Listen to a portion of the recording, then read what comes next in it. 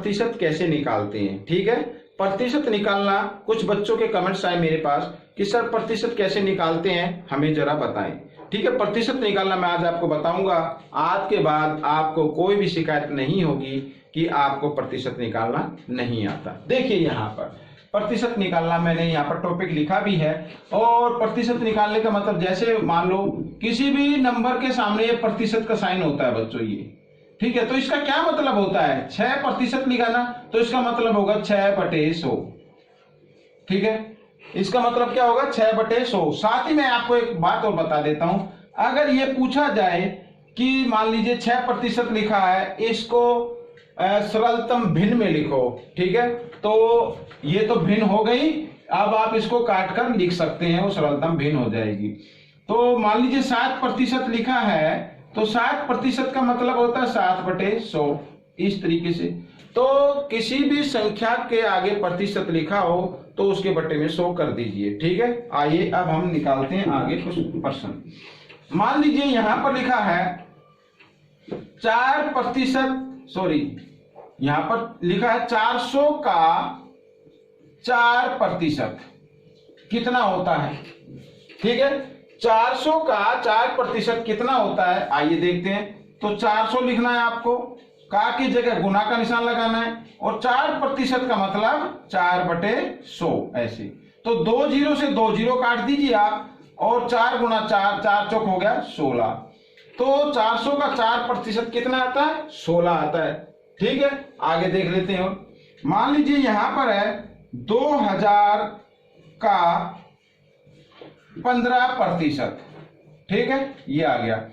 तो 2000 का के लिए गुना का निशान, 15% का मतलब 15/100, इस तरीके से।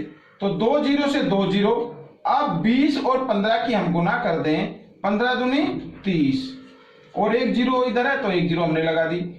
तो 2000 का 15% होता है 300। ठीक है, इस तरीके से हम इसको निकालेंगे। अब मैं आपको आगे और बताना चाहता हूं, आइए मैं इसको मिटा लेता हूं। ठीक है, ये आ गया। अब कुछ बच्चों ने कहा सर ब्याज कैसे निकाला जाए। ठीक है, अब मैं ब्याज निकालना बताता हूं आपको। देखो ब्याज निकालने का ये साधारण ब्याज है बच्चों, यहां पर मैं लिख देता हूं साधारण ब्याज। ठीक है, साधारण ब्याज। अगर आप मिश्र धन, ठीक है ना, या चक्रवृद्धि ब्याज आप मुझसे पूछेंगे तो मुझे कमेंट्स कीजिए, मैं उसके ऊपर भी वीडियो बना दूंगा। तो साधारण ब्याज कैसे निकालते हैं, तो यहां तो आता मूलधन, ठीक है, मूलधन, फिर आते हैं दर या समय लगा सकते हैं, तीनों ये गुणा के रूप में आते हैं इस तरीके से, और बटे 100 आ जाता है यहां पर। ठीक है, इस तरीके से। अब ब्याज निकालने की जरूरत क्यों होती है मैं आपको बताता हूं। कई बार हम गांव से किसी भी व्यक्ति से हम पैसा ले लेते हैं, वो पैसा हमें ब्याज पर देता है। ठीक है, अब पैसा गांव से लेने पर जो ब्याज लगता है वो लगता है हर महीने। ठीक है, वो लेता है हर महीने पर। लेकिन अगर उसी पैसे को हम किसी सरकारी बैंक से ले तो वहां पर वो साल में लगता है। तो ये अंतर हो गया, गांव में लेते हैं महीने पर, और सरकारी विभाग में जो ब्याज जाता है वो जाता है किस पर, साल में एक बार। ठीक है, तो यहां पर देखो बच्चों, मान लीजिए कोई व्यक्ति है, उसने गांव से 10,000 रुपए लिए। ठीक है, कितने लिए, 10,000 रुपए लिए। ये तो ये हो गया मूलधन हो गया। ठीक है, मूल यानी मूल राशि। ठीक है, और समय, कितने समय के लिए लिए उसने कहा भाई मैं ना 1.5 साल के लिए मेरे को दे दो 10 साल, ये 10,000 रुपए, तो 1.5 साल के लिए, यानी 1 साल और 6 महीने। ठीक है, इस तरीके से। और उसने पूछा कि भाई ब्याज किस दर से लगाओगे, तो ब्याज की जो दर है वो उसने बताया कि मैं आपको ना 3% के हिसाब से दूंगा, यानी 100 रुपए पे 3 रुपए मैं लूंगा 1 महीने में। ठीक है, ये आ गया। अब कितना ब्याज बनता है और कितना हमें टोटल पैसा बनता है वो हम देखते हैं। देखो यहां पर ब्याज निकाल लेते हैं पहले। ब्याज, तो ब्याज मूलधन कितना, 10,000 रुपए, ठीक है, ये 10,000 आ गया, गुणा दर कितनी है 3%, और समय कितना है 1 साल 6 महीने।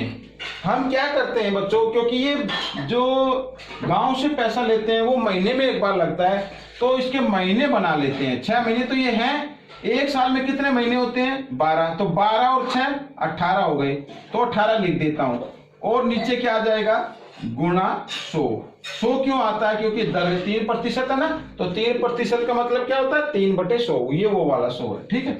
आइए, तो 2 0 से 2 0 काट दी हमने। अब 18 तिया 54, ये 54 हो गया, ठीक है, और 2 0 इसमें, तो 2 0 लगा दी। अब बच्चों ये देखो यहां पर ये, यानी कि अगर हमने किसी से 10,000 रुपए लिए हैं और 1.5 साल के लिए लिए हैं, तो हमें 5,400 रुपए ब्याज देना पड़ेगा, ठीक है। ये हमें कितना ब्याज देना पड़ेगा 5,400, और कुल पैसा कितना देना पड़ेगा, तो 10,000 तो ये था, और जमा 5,400 ये हो गया, तो कुल कितना देना पड़ेगा, वो देना पड़ेगा 15,400 रुपए उसको, ठीक है, ये देना पड़ेगा। अब मैं आपको बताता हूं, क्योंकि गांव में ऐसा ही चलता है, गांव में सब इसी तरीके से लेते हैं। अगर यही पैसा उसने बैंक से लिया होता तब कितना देना पड़ता, अब तो कितना देना पड़ रहा 15,400, ठीक है, यानी 5,400 इसमें क्या आ गया ब्याज आ गया। अब मैं आपको बताता हूं, यही पैसा अगर वो बैंक से ले तो कितना देना पड़ेगा, ठीक है। मैं यहां पर इसको मिटा देता हूं। अब देखो बच्चों, यही, अब यहां पर बच्चों हम गणना करेंगे सरकारी बैंक के द्वारा, ठीक है, जैसे सरकारी बैंक में होती है। देखो ब्याज निकालते हैं, तो 10,000 ये तो हो गया मूलधन, दर कितनी हो गई 3, समय कितना हो गया 1.5 साल, तो यहां पर 1, ठीक है, 1.5 साल के हम यहां पर बना लेते। देखो 1 साल तो ये है ही, और हम इस तरीके से लिख सकते हैं, 1.5 साल को 1 सही 1/2 लिख सकते हैं। इसको भिन्न में बदलो, 2 एकम 2 और 1 3, 3/2, तो इसको हम क्या लिखेंगे 3/2, ठीक है। यहां पर हो गया ये समय। अच्छा, दर कितनी आ गई, दर आ गई बच्चों 3%, तो यहां पर मैं लिख दिया 3, ठीक है, और यहां पर गुणा 100 लिख दीजिए, इधर लिख दो गुणा 100, कोई दिक्कत नहीं।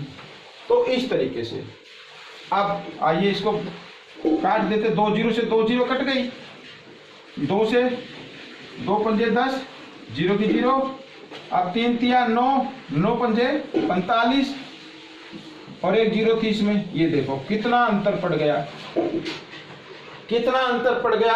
वहां पर 5,400 के आसपास जो तब ब्याज आ रहा था, यहां पर कितना आ रहा है 450। अगर आप किसी भी गांव में किसी भी व्यक्ति से ब्याज पर पैसा लेते तो वो आपको काफी महंगा पड़ता है, अगर वही पैसा आप सरकारी बैंक से लें तो वही पैसा आपको बहुत ही सस्ते दर पर पड़ता है।